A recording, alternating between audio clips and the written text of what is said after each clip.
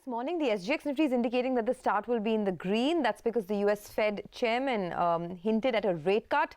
And that, of course, has buoyed the sentiment across most of Asia. But remember, in our own markets, we have been under pressure. Yesterday, we saw 600 crores of selling from FIs as well. So don't be surprised if this rally gets sold into. But our research team is here to give you the list of top 10 stocks as we head into trade this morning. Here they are.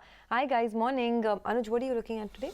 You know, there's a bit of a gut feel call about this one. Tata Motors, 150 is the sacrosanct support for the stock. This is where the gap got filled after last quarter's numbers, and the June sales data showed some improvement. So let us see. I mean, if 150 breaks, then that's is really out of the window. But because then it moves to 52-week low. But somewhere around 150, my sense is that there might be a bit of a rally.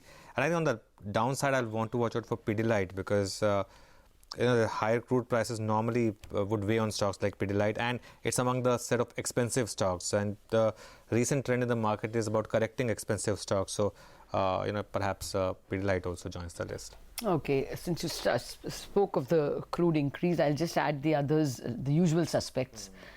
We may see the impact on oil stocks, oil refinery stocks. And of course the paint stocks as well. I don't think airlines, of course, is now a category of its own. So I'm not adding airlines over here. But watch out for refinery and paint stocks. They could see a little bit more. They have other problems, you know, PSU stocks, the chances of more divestment. So they are anyway under pressure. All right. Well, NMDC is also in focus. Let's go across to find out more about that. Nigel is here to tell us about the Karnataka High Court allowing the writ petition of NMDC in that Donimalai mine case.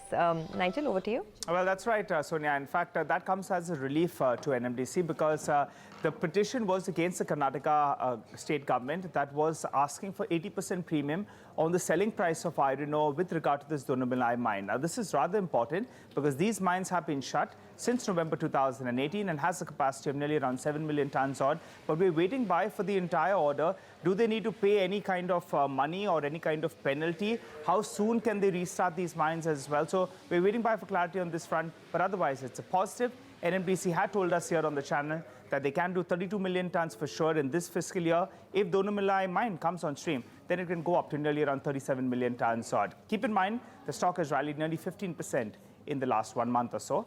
It's a positive, though. Back to you. Okay, it's a positive. Well, Karnataka government can appeal provided there's a Karnataka government. So, you know, that's the issue right now. But basically, I mean, our legal system is a very big negative for the economy in several ways. I mean, things get delayed. We have still to talk about unsecured and secured debt problem that the NCLAT has thrown on us after the SR judgment. But anyway, that discussion for another day. Now we get to Rima on IT stocks. Other data also saying slowdown in orders? Yes, Lata, possibly. So a global advisory firm called ISG, which tracks the data from more than 500 corporates, has suggested that the global contract value or the total deal wins has declined by 5% in the second quarter, which compares with a 12.5% growth in Q1 and a 20% growth last year. Traditional IT spends, which is what the Indian IT companies, the outsourcing spend, has declined by 3% on a year-on-year basis. America awards, or the awards from North America, have declined below $3 billion for the first time in the last 7 quarters. So what Credit Suisse says is that they expect the deal wins to soften, growth to moderate through FY20, but typically these things come with a 2 or 3 quarter lag, so the impact should be seen more in the second half of FY20 as well as 21, though TCS's numbers and commentary may have given us early cues. They're not calling for a complete collapse in demand, but they do sense some sort of a moderation. So negative news coming in for the IT companies. Okay, Rima, thanks a lot for that. We'll watch out for all the IT names. Well, one stock which has corrected rather sharply over the last few days is Axis Bank, and we've not been able to figure out why. But now perhaps there's some clarity, Abhishek? Well, Anuj, Axis Bank will hold a board meeting on 28th of July. This is being done to consider fundraising via equity issuance or convertible securities. Now, news report do suggest that they may raise up to $1.3 to $2 billion. Just a key alert, you know, the Tier 1 capital is already at 12.54%, and they are consuming anywhere between 50 to 70 basis point of capital every year. And Bain Capital will also convert its warrants at about 2,500 560 odd crores which will flow in. So clearly there is no need of capital right now, and we need to see why this capital raise is being done. Back to you. Okay, well, thanks a lot for that. Surprising, actually. You know, Actually, they're only taking approval. Yeah. I mean, usually you just take the approval and do it in your own good time. So maybe we shouldn't expect that it's coming, it's around Perhaps, the corner. or you know, like Street would think is there any kind of M&A that they have in mind, you know, because and the stock's corrected. You know, it used to be the strongest bank Nifty stock, but it's corrected. So I think the market. If you're M&A, you're thinking about insurance, they have to wait for RBI to change the rules altogether, or they have to recast with the Axis Bank becoming a subsidiary of a non-operative holding company, non-operative company holding the insurance. So it's a long way off. I don't know if you can connect this to insurance. My own sense is they're just taking permission. Maybe they will not implement it right away. Okay, well, we'll keep an eye out on Axis Bank. The stock has fallen about 6% in the last 1 month. But Apollo Hospitals has also been in focus after promoters pledged about 7% of their equity. There's a clarification that the company has come out with as well. Ekta joins in to give us more on that. Ekta? Well, actually, I have sources which are telling me, Sonia, that the existing pledge is actually restructured. So this is not a fresh pledge by the company. The promoter pledge remains at the similar levels that it was. And the pledge is on account of consolidation of loans with 1 or 2 long-term institutional lenders.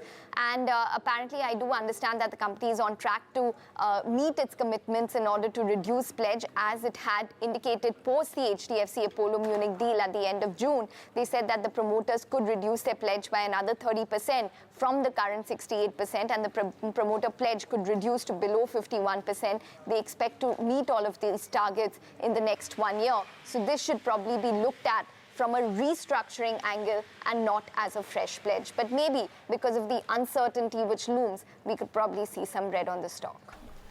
Okay. Thanks a lot for that. DHFL could be under pressure. One of the newspapers have carried a report that the auditors could resign.